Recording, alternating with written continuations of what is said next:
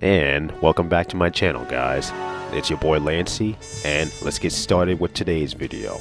Today's video, we're going to be talking about some of my favorite Sly Cooper worlds of all time.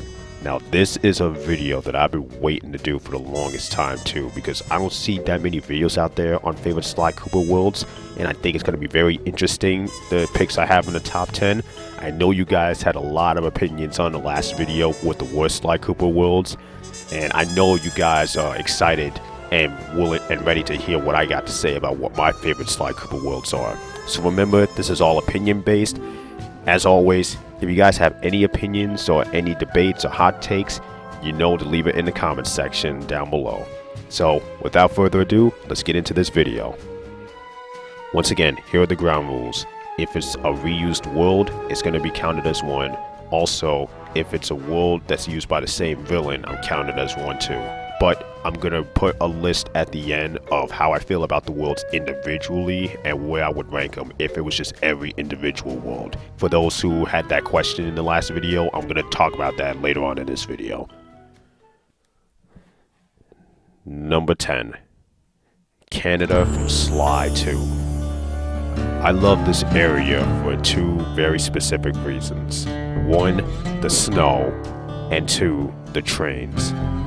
This area is so much fun to play in, and especially if you're playing it during the winter time, like December or January, it really gives off that wintry vibe feel that I love. And you guys know, as I stated before, how much I love snow areas in video games, and this area is no exception to that. This area is one of my favorite snow areas of all time in any video game.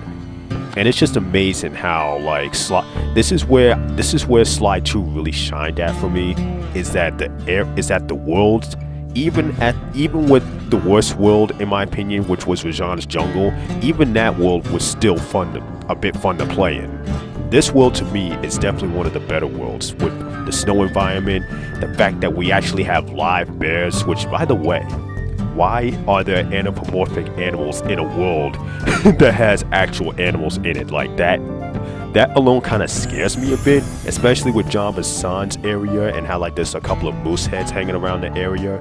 But aside from that, you know, you gotta love how much detail and love went into this area, and I truly think the developers and creators of this area knew exactly what they were doing. But again, there's live bears in this area? What?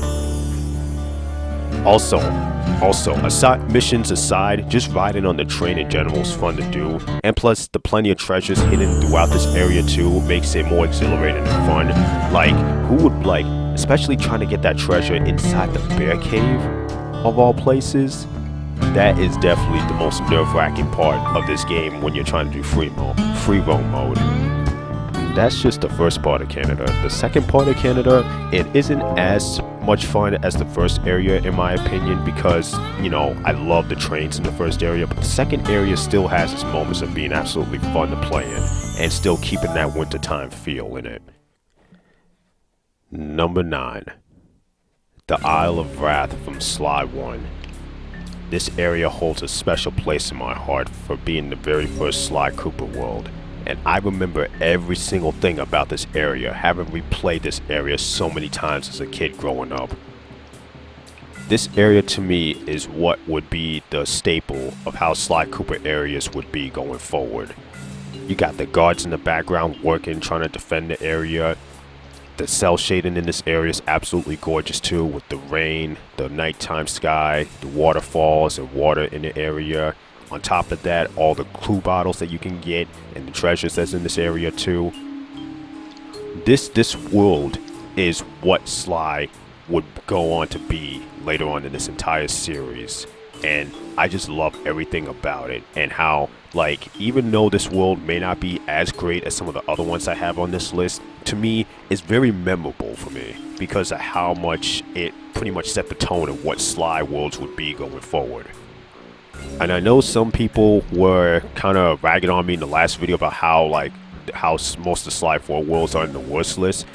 I think the reason for that is that because there's something about the worlds in the earlier games that the fourth game doesn't have to me, and that's the charm.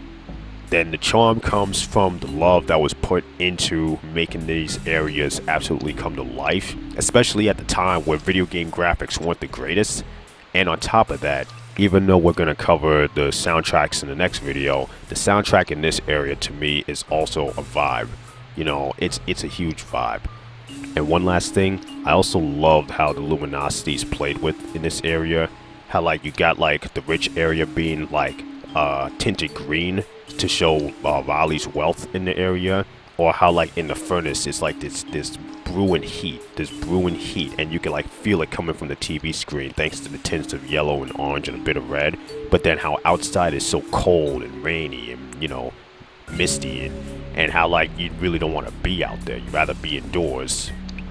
It just, for me, this area just works in general. Number 8.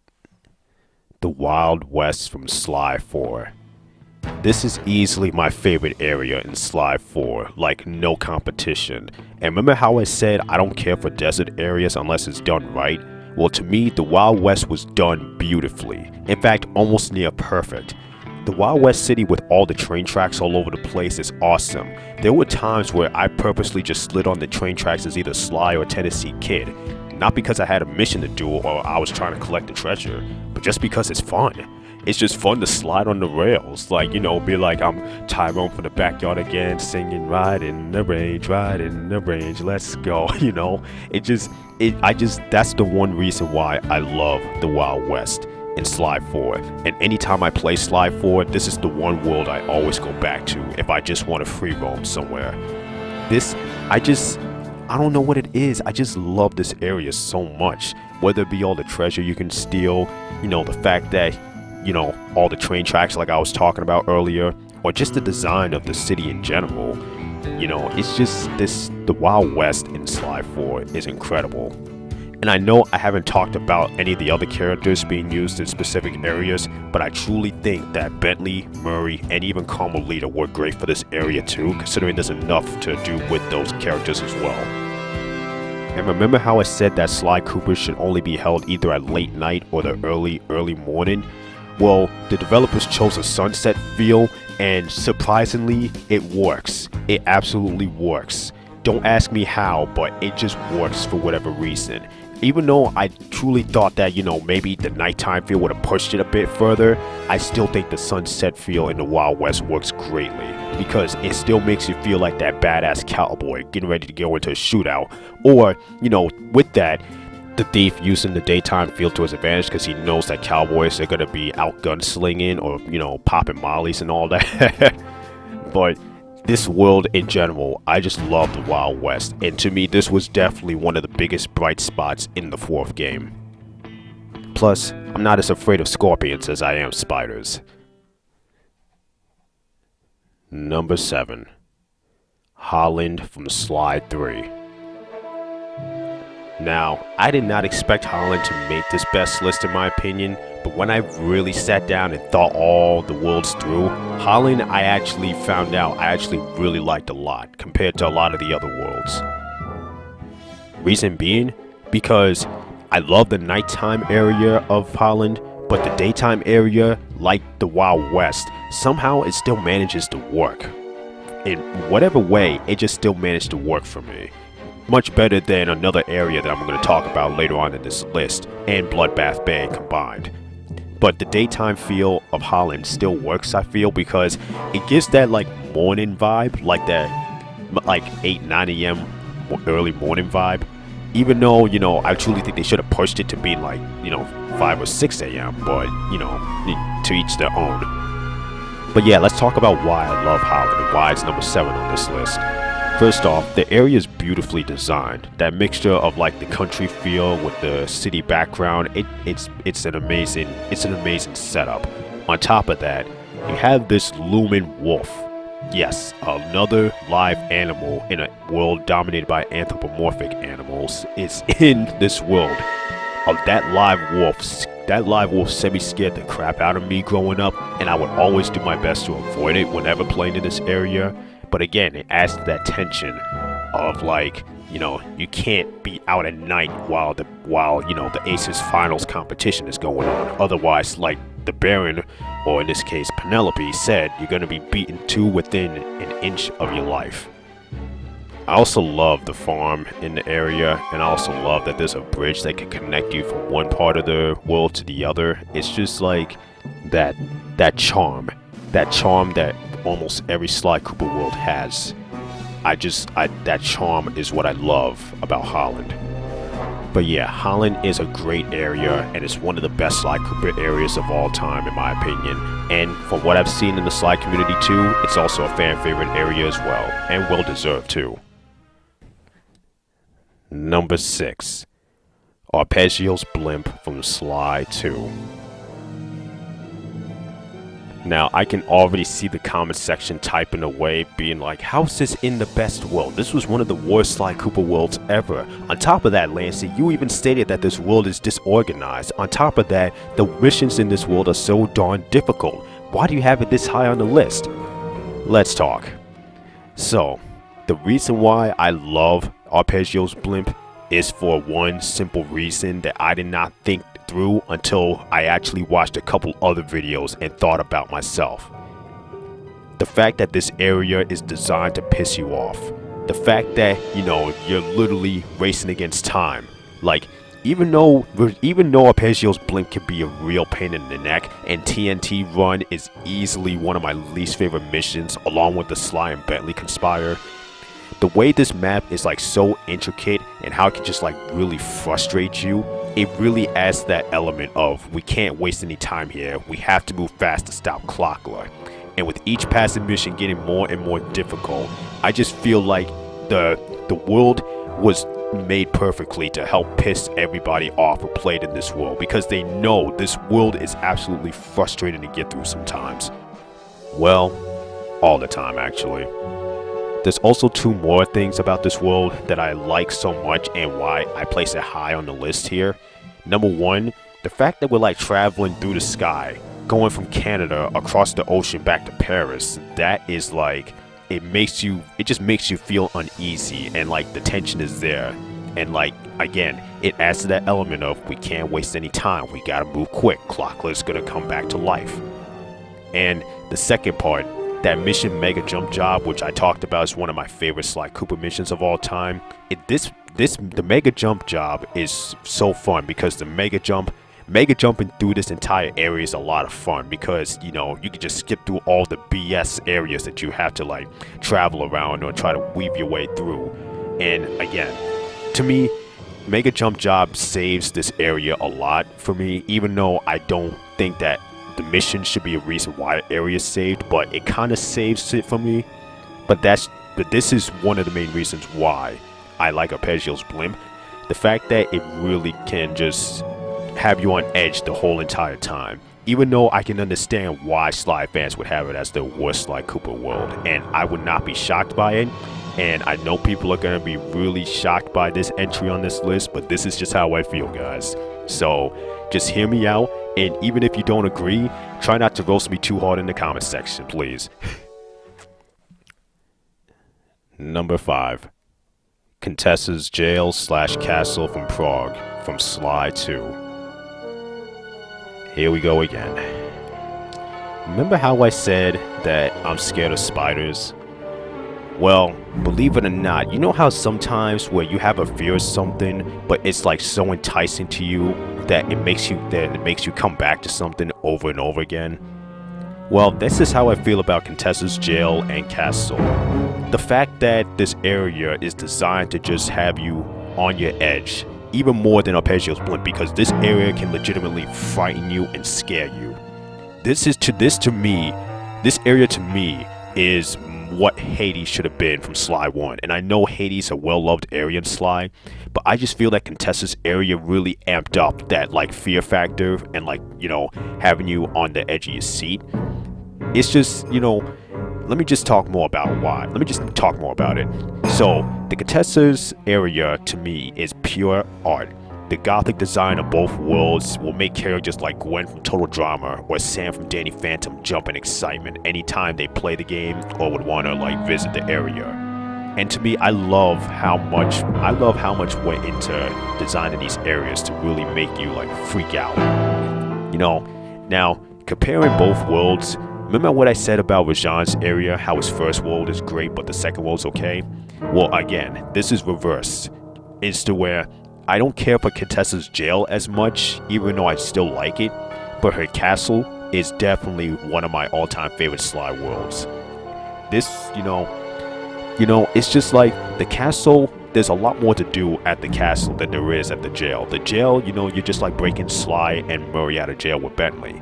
As the way with the castle, you have all three gang members, and on top of that, you're walking in the middle of a freaking war between the Contessa and Neela. So, and on top of that, we have to save Carmelita as well, and on top of that, we're trying to steal the clockwork parts. And again, I know I'm cheating because I'm kind of adding the missions to this area, but it's the fact that there's so much going on in this area. You have the airplanes flying through the sky getting ready for war. You have the tanks on the ground near Neela's area and Contessa's fortress. It's just the Contessa's castle is easily one of my more favorite worlds to be in, because there's so much chaos that's going to happen pretty soon, and the fact that we have to maneuver this to our advantage, otherwise chaos is going to ensue with Carmelita taking the fall for the Contessa. On top of that, the clockwork part getting away. It's just, this world will have you on edge every single time.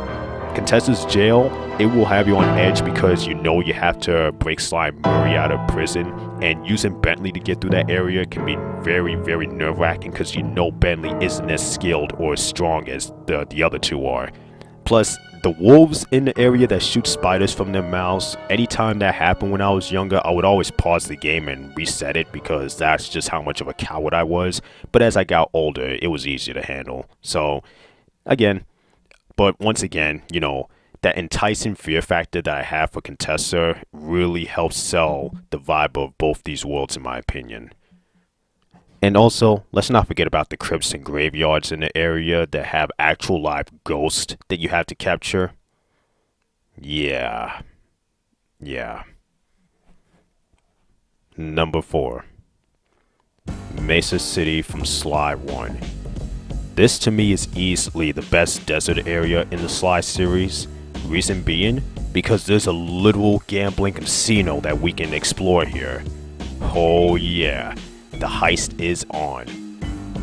This world to me is definitely one of the best worlds in Sly history, and is easily the best world in Sly 1 in my opinion.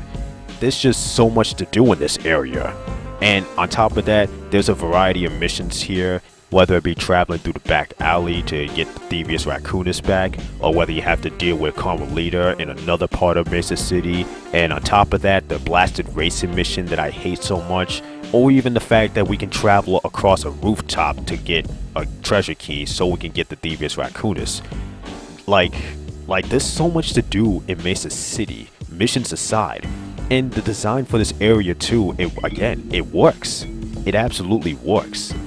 Much like the Wild West from Sly 4, the sunset feel in this area works greatly. And plus, it's a literal casino here. We can steal as many coins as we want here. That's just so much fun to do when you're Sly. And the soundtrack is great, but I'll talk more about that in the next video. Plus, the guards in this area too are probably some of the toughest guards you'll ever meet, especially those flashlight guards with the mob boss dogs. If they find you, it's an automatic kill from them, because they could just one-shot you with their gun and that's it.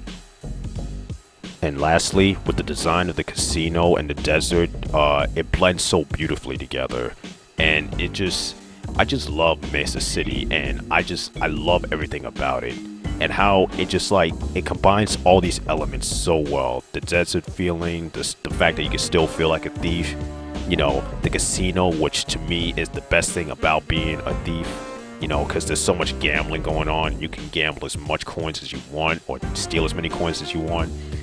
It's just so... Mesa City is easily the best Sly Cooper world in Sly 1, and to me, it's a top 5 world easily. Number 3. Paris, France from Sly 1, Sly 2, a cutscene from Sly 3, and Sly 4. If I was speaking from an objective standpoint, this is easily the best Sly Cooper world of all time, given that it's basically in every Sly Cooper game.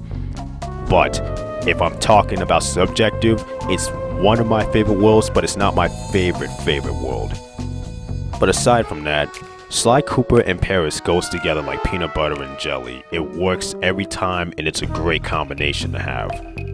Now, Paris in the first world isn't anything super major, but I love the design for it. It's a classic world and it's memorable because it set the stage for Sly Cooper and what we would learn about his origin story. That world to me is pretty awesome. Sly 2's version of Paris to me is easily the best version of Paris that we got in a Sly game. The fact that we have a more open world of Paris and allows us to travel through it is so great and awesome. And on top of that, Dimitri helps sell the great vibe of this whole world in general. We didn't get Paris in Sly 3, but you know, again, with the cutscene, it was still there. Now, in Sly 4, I don't care for this version of Paris as much, but it's still a fun world, and to me, it helps. Again, anytime you need a Sly Cooper game to sell, just have Sly in Paris. That will sell out instantly for Sly fans. So I don't really feel like I need to talk about Paris, France that much, considering that, if you've been to Paris, France, then you know exactly what it feels like. Paris is a romantic area, and the fact that we have Sly and Carmelita, having affections for each other, even though they're on opposite sides of the law, it sells that romantic vibe that those two have whenever they meet up in Paris.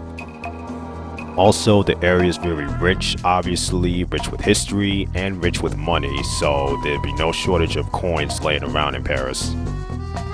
And also, this is very rare for me to say this, but I would love to see a daytime feel of Paris with Sly. I think that could work tremendously to its advantage, and this is one of the few worlds where I would actually like a daytime version of. Number 2. The Coulon Mountains from China from Sly 1 and Sly 3. The light snow, the exuberant hints of color, the sunset/sunrise feel in the backdrop, the incredible world design makes Coulon Mountains easily one of my favorite Sly Cooper worlds ever. The world in Sly 1 where we had to fight the Panda King was absolutely a nice, beautiful world. I love the shades of blue, the mixture of red, green, and spites of yellow in there. It works so great. It works so great in Sly 1. And to me, it really helps sell the area a lot more too. Especially with the guards, with the kung fu style of fighting that they have and how you have to avoid them. It may not be as sneaky or enticing to steal from, but it's still a fun area to explore just for fun. But where the Coulon Mountains really shines at is in Sly 3. The design of the entire area in Sly 3's version of the Coulon Mountains is absolutely amazing. The different buildings that give the Chinese structure absolute life. The way they messed with the colors so that the greens are more tinted and more warm rather than the cool version that we got in the first world. The bits of snow matched up with the sunrise feel is also a beautiful sight to see. Also add to the fact that I absolutely love messing with Carmelita in this area. The Coulon Mountains from Sly 3 is easily, to me, it's easily one of the best worlds in Sly's entire history. There's no debating that. Even the one from the first world, I still love a lot. But the third world, to me, takes the cake as one of the best worlds in Sly that we've ever received. But it's not my favorite one. There is one more that I love a lot more than this world and Paris combined. But before we get into that, we're going to do a recap of the entire list, and I'll throw in the honorable mention that I didn't have for this list. Number 10, Canada. Number 9, the Isle of Wrath. Number 8, the Wild West. Number 7, Holland. Number 6, Arpeggio's Blimp. Number 5, Contessa's Jail/Castle. Number 4, Mesa City. Number 3, Paris. Number 2, the Coulon Mountains. And as for the honorable mention, I'd like to give a shout out to the Cairo Museum Natural History. That area was also a fun area to play in, and I just wish we could play in it more, but it's only used for the intro and Sly 2, guys, so that's the only reason why I have it in here. And we're down to the final world that I haven't talked about yet. And most Sly fans probably have an idea of what world I'm about to say, because I've talked about it before. But let's get right to it. My number one favorite Sly Cooper world is Venice, Italy from Sly 3. Man, oh man, do I love Venice. This world is the reason why I want to travel to Venice, Italy one day. I mean, for starters, just riding the canals in that area is absolutely fun to do. It's very relaxing and soothing, especially while you're listening to the music in this area. The soundtrack in this area is just absolutely phenomenal. On top of that, you know, the different architectural style that it has in this area, the buildings are so beautifully designed.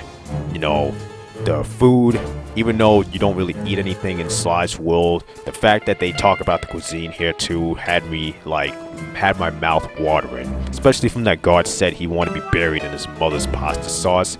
That to me was absolutely incredible. That if food's that good, that you would want to be buried in it, it has to be like up there.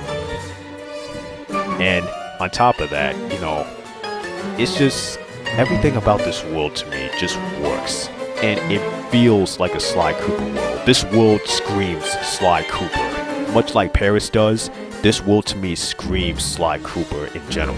And anytime I think of Sly Cooper, I think of this world and I think of Paris. And much like Paris, this world just screams romantic. And it almost brings a tear to my eye sometimes just thinking about it. And if there's anything that would have made me love this world probably a tiny bit more, I couldn't imagine them having snow in this area, like a bit of light snow falling in this area. I think that would have been like an absolute cherry on top. But the world by itself is great. The nighttime feel I love, and the daytime feel I actually still love too. Not as much as the nighttime feel, but I still love it almost just as much as the nighttime feel. But the nighttime version of Paris, easily one of the best versions of a Sly world that we've ever seen. And to me, I don't think we'll ever see a world with that much charm again in Sly, but we have to find out in the future. And that concludes today's video and the saga of the best Sly Cooper worlds, guys. These two videos were a lot of fun to do, and I had so much fun talking about my favorite and least favorite Sly Cooper worlds. Even though, if I'm being honest, I actually love almost every single world in Sly. It was just a matter of trying to figure out which worlds I liked better than the other ones. And the only worlds that I didn't really care for was the bottom three, and I'll even throw in I'll probably say the bottom four actually.